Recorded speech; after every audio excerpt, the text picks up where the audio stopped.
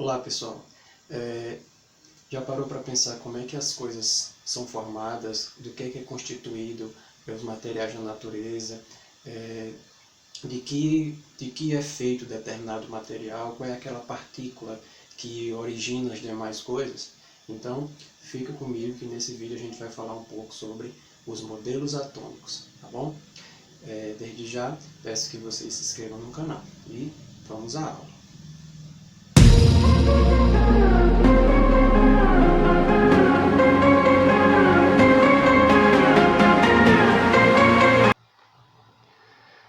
Olá pessoal, então como eu comentei, vamos aqui para a nossa aula de modelos atômicos, certo? Nosso canal Ciência Superativa, e não esquece de se inscrever, tá bom? Então, as ideias iniciais sobre a matéria. Curiosidade humana. Tudo parte da nossa curiosidade. Ou seja, no momento que a gente tem curiosidade de como alguma coisa funciona, como alguma coisa é estruturada, como alguma coisa é formada, tudo parte daí. E isso vem lá do pessoal, desde o pessoal da antiguidade, tá? Eles tiveram curiosidades e de entender, por meio de explicações físicas, explicações reais, materiais, como é que funcionam as coisas, tá bom? Então, por meio disso, eles imaginaram o seguinte: se você tem alguma coisa maior, com certeza aquela coisa é feita de partículas menores. Então, essas partículas menores, eles acabaram colocando que seriam elas que constituiriam algo maior, tá bom? Veio o Tales de Mileto, tá? Um filósofo grego, também matemático, e ele colocou que as coisas eram feitas de água. Ou seja, a gente começar a pensar, será que essas coisas realmente são feitas de água? Tudo que existe é feito de água? Lembrando que isso aqui é a ideia antiga, tá? Mas algumas pessoas ainda acreditaram nessa questão que tudo era feito de água. Depois vieram Empédocles, que foi posteriormente divulgado por Aristóteles, porque Aristóteles tinha maior peso na questão da comunidade da ciência, de conhecimento, a ideia dos 4 elementos. Ou seja, que tudo que existia na natureza era da forma desses 4 elementos, que era o ar, fogo, terra e água. Até você lembra daquele desenho Avatar, tá bom? Ou seja, a partir desses 4 elementos é que as coisas iriam ser formadas. Mas depois veio Leucipo e Demócrito, filósofos gregos, no qual surgiu pela primeira vez a palavra átomo. Então, átomo, a palavra grega, onde esse A significa não e tomo, parte. Ou seja, não parte. Algo que não parte, eu coloquei, lógico, algo indivisível. Mas nós vamos ver mais na frente que o átomo, ele não é indivisível, certo? Até vamos compreender melhor esse exemplo aqui, tá certo? Essa imagem. Então vamos para os primeiros modelos atômicos. A investigação da natureza por experimentação, no século XVII, ou seja, começou nesse século justamente a ideia de que você precisa buscar explicações científicas, explicações por meio de experimentos para suas hipóteses. Aquela ideia do achismo, aquela ideia de que daquela teoria divina, de certo modo estava entrando em contradição. Ou seja, por isso que era necessário investigar a natureza por meio de experimentos, certo? Ou seja, você precisa de experimentos para testar suas hipóteses, seus modelos, suas teorias, para saber se ela vai ser ou não aceita, tá? E agora vamos para o nosso primeiro modelo atômico, que é o John Dalton, tá? Para Dalton, ele falava o seguinte: tipos diferentes de átomos, no caso, são elementos químicos diferentes. Por exemplo, o átomo de ferro é diferente do átomo de ouro, que é diferente do átomo de oxigênio. Ou seja, não é o mesmo tipo de átomo. Substâncias, ela é formada por meio da combinação desses átomos. E a combinação desses átomos vai formar uma molécula. Ou seja, aqui eu tenho o exemplo da molécula de água, como é o H2O, que todos nós conhecemos, a molécula de água, como aqui fosse o oxigênio, essa esfera maior, e essas duas esferas brancas menores fossem os hidrogênios, tá bom? H2O. E aqui a molécula do etanol, tá bom? Ou seja, as substâncias eram uma combinação desses átomos que tinham tamanhos diferentes, massas diferentes, e a combinação desses átomos forma uma molécula. Ainda se referindo ao primeiro modelo, que é o de Dalton, ele colocou que uma transformação, uma reação química, que também é chamado de fenômeno químico, nada mais é do que um rearranjo dos átomos, ou seja, muda do que era inicialmente, a coisa fica diferente, né? Também a questão de substâncias simples e substâncias compostas. Substâncias simples, por exemplo, é formada somente por um tipo de átomo, não importa se ele repete 2, 3 vezes. Por exemplo, H2. H2 é o gás hidrogênio. Tá? O símbolo químico do hidrogênio é o H, Fe. Lembrando que na simbologia dos elementos químicos, você vai ter uma letra maiúscula e uma letra minúscula. Se você tiver duas letras maiúsculas, já vão ser dois elementos químicos. A gente vai estudar isso na parte da tabela periódica.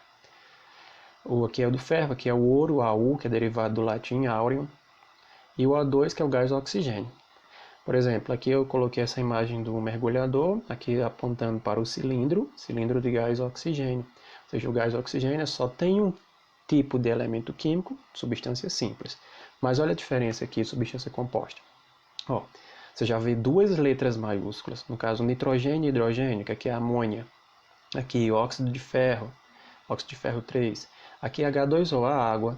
Então esse exemplo aqui que está apontando é para a própria água mesmo do fundo do mar, fundo do oceano, tá bom? Então para Dalton, como era o modelo atômico segundo Dalton? Esféricos, maciços, indivisíveis. Exemplo, a bola de bilhar, que ficou conhecido como bola de bilhar. O modelo atômico de Dalton é esférico, maciço, que é totalmente preenchido por dentro, e indivisível. Vamos ao nosso segundo modelo atômico, que é o Joseph John Thomson, JJ Thomson, que foi aí onde surgiu a primeira partícula subatômica, o elétron. Tá?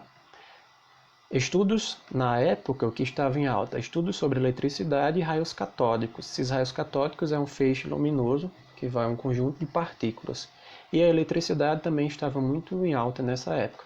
Consequentemente, foi até um experimento conhecido como ampola de Crookes, William Crookes, no qual esse feixe luminoso aqui que dão para vocês perceber, são os raios catódicos, e você percebe que ao passar um campo aqui magnético, esses raios vão sofrer interferência.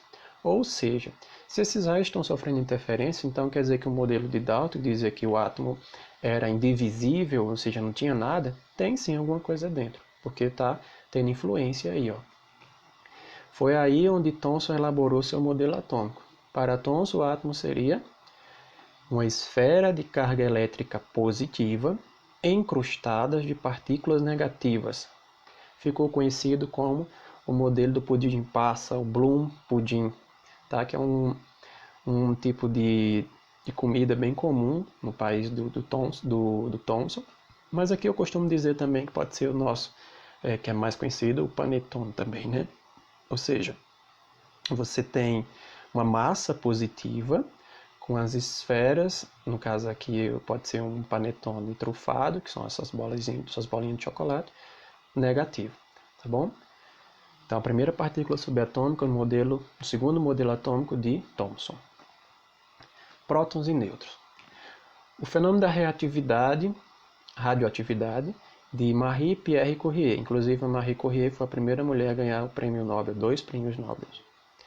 Então veio aí na história o Ernest Rutherford com o terceiro modelo atômico, emissões radioativas e os prótons.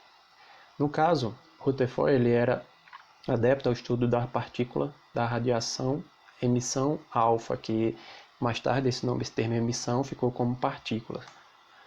Ou seja, como foi o experimento dele? Ele solicitou isso a dois alunos dele, e colocou aqui um elemento radioativo, o polônio, dentro de um bloco de chumbo, no qual emitia radiação por esse orifício. Aí colocou uma finíssima lâmina de ouro, no qual a radiação emitida, ao passar por essa lâmina de ouro, ela sofria desvios, passava direto, batia e voltava, alguma coisa desse tipo. Consequentemente, ele imaginou o seguinte, que o átomo ele vai ter um centro, que no caso ele vai chamar esse centro de núcleo, pequeno e denso, tem espaços vazios, e também ele vai ter algumas partículas ao seu redor, certo? Por exemplo, ele sabia, o Rutherford, que as partículas alfas elas eram carregadas positivamente, devido a experimentos já realizados. Então, quando ele batia no núcleo, ele batia e voltava, de acordo com a questão que cargas iguais se repelem, cargas diferentes se atraem. Tá? Então, o modelo atômico de Rutherford ficou conhecido. Os prótons ficam localizados no centro, que ele denominou de núcleo. Então, o primeiro modelo atômico que falou a palavra núcleo foi o modelo de Rutherford, certo? Pequeno e denso, e os elétrons ficam em torno de uma região chamada eletrosfera. Falou em núcleo, eletrosfera, Rutherford. Como explicar a permanência, aí surge esse problema, como explicar a permanência dos prótons unidos no núcleo?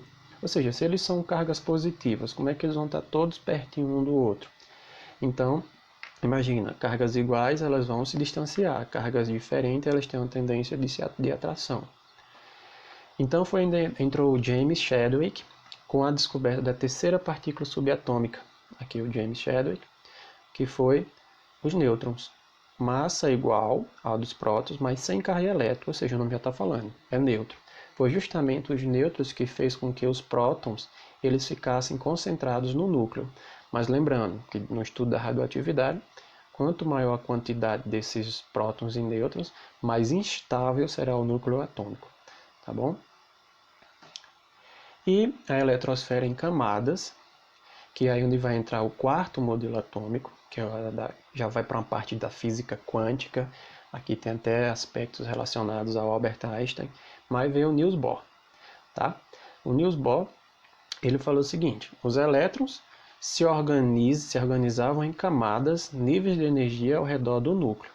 Ou seja, ele já lá na eletrosfera enunciada por Rutherford, que os elétrons estavam sim em redor do núcleo, mas Bohr fez o seguinte: ele quantificou, ele organizou esses elétrons em níveis ou então camadas de energia.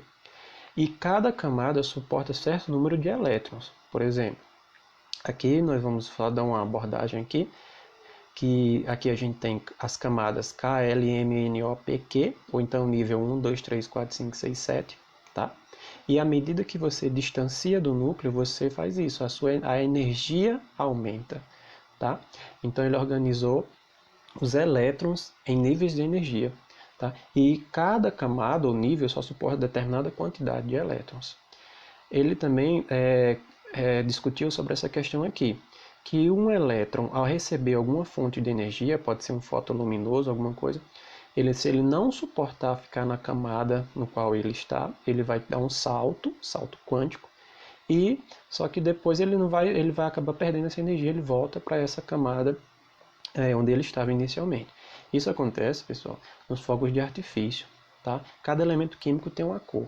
Então, nesse caso aqui, no caso, o tipo de energia que tem lá é a energia térmica, a energia de aquecimento, acaba que os elétrons eles vão dar saltos e na volta, nesse processo de volta dos elétrons para a sua camada inicial, ele libera uma fonte luminosa.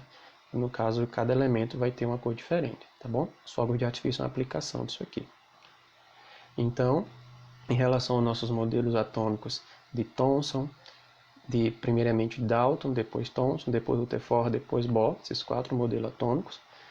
Basicamente a nossa aula era só referente a isso, tá?